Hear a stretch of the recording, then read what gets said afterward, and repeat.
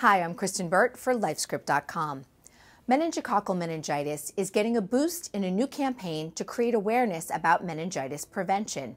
Despite CDC recommendations, fewer than 30% of teens are getting the second vaccination to protect them from the disease. I spoke with Sally Schoessler from the National Association of School Nurses about meningitis, how difficult it is to diagnose, and how quickly the disease can progress.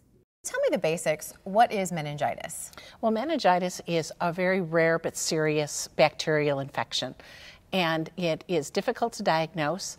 It can take the life of an otherwise healthy teen in less than 24 hours, and those that do survive have lasting side effects. So it's very serious, and it's so difficult to diagnose because it looks like the flu.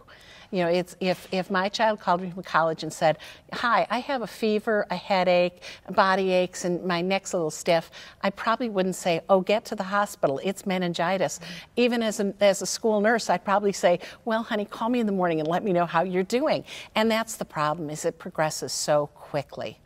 Where is the lack of education happening? Because it sounds like parents are getting that initial vaccination, but they're not getting that booster which protects the kids. Well, actually, the numbers are that of the 11 to 12-year-olds, 77.8% the CDC says get that first vaccine, but only 30% get the booster at 16 to 18. So there is a disconnect there because the effectiveness of the vaccine does start to wane a bit. And it is scary because it moves very quickly, doesn't it? It does. Well, meningitis is a combination.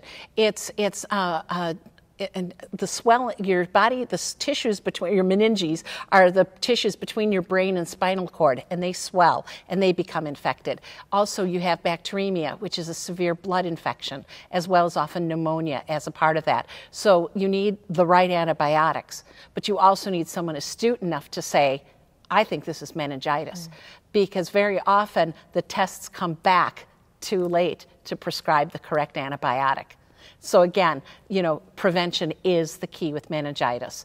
You know, we get those two vaccines, especially that booster, and make sure you're protected so that you don't worry about all the rest. And it's passed very quickly when people aren't vaccinated, because when you live in a dorm or you're at a summer camp situation. Well, it's sharing utensils, it's sharing water bottles, it's kissing, it's living in that dorm, it's even summer camp, and that it's those close quarters. It's spread by the respiratory droplets, and so that's why we have to just make sure that people know, you know, don't worry about meningitis, get vaccinated.